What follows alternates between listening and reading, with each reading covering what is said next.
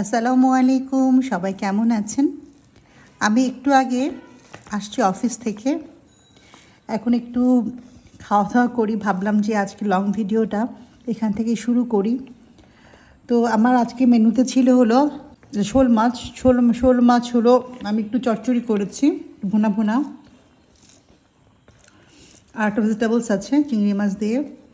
তো আমি আসলে আজকে ভেজিটেবলস খাবো না, কারণ আমার আজকে স্কুলে একটু খাওয়া দাওয়া হয়েছে, আজকে রেজাল্ট ডে ছিল, তো একটু খাওয়া দাওয়া করেছি, তো এই জন্য আমি একটু ভাত খাচ্ছি।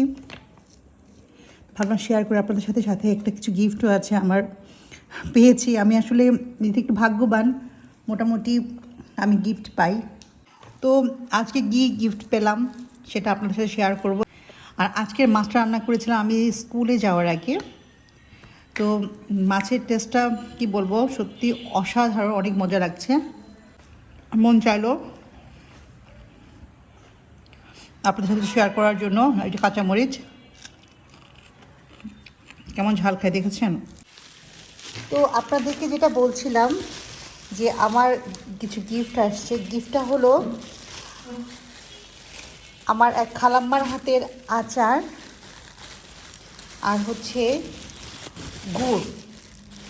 আমার একজন আপু আছে, তার আম্মা তার দেশের বাড়ি থেকে আমার জন্য নিজের হাতে আচার বানিয়ে পাঠিয়েছে। তো আমি আপনাদের একটু আচারটা দেখালাম। এই যে আচার, এটা কিন্তু আমি জানিও না, আমাকে আসলে আপুটা দিল, মাহফুজ আপুর আম্মা। এই যেটা আপুর আম্মার হাতে বানানো জলপাইয়ের আচার।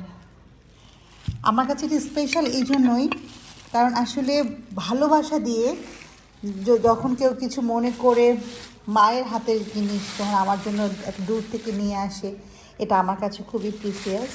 আর আছে হলো এই যে গুড়, দেখেন কতগুলা গুড় দিয়েছে, এই যে গুড় দেখেন কতগুলা গুড়। তো আসলে এগুলো আমার কাছে গুড় না, এগুলো আমার কাছে আসলে অনেক বড় একটা উপহার, অনেক বড় একটা প্রিসিয়াস কিছু। কারণ ভালোবাসা থেকে যখন কেউ কিছু দেয়, সেটা আসলে এর ফিলটা অন্যরকম আমার কাছে। আর যেহেতু এটা আমার এক মুরব্বি পাঠানো ভালোবাসা, তো এটা আমার কাছে অনেক প্রিসিয়াস, এই জন্য আপনাদের সাথে শেয়ার করলাম।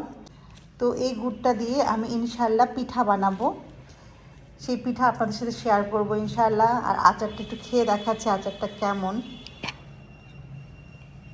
তো আচারটা আমি একটু খাবো, কারণ আমার তো আসলে আচার খুব পছন্দ। এই দেখেন,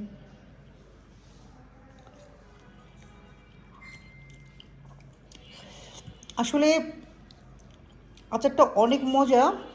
সবচেয়ে বড় কথা হচ্ছে আচারটা পাঠিয়েছে অনেক ভালোবাসা দিয়ে, এটা আমার কাছে অনেক মূল্যবান। তো এটাই আসলে আমি আপনাদের সাথে শেয়ার করতে চাচ্ছিলাম। তো আজকে ভিডিওটা এখানে শেষ করছি, সবাই ভালো থাকবেন, আল্লাহ হাফেজ।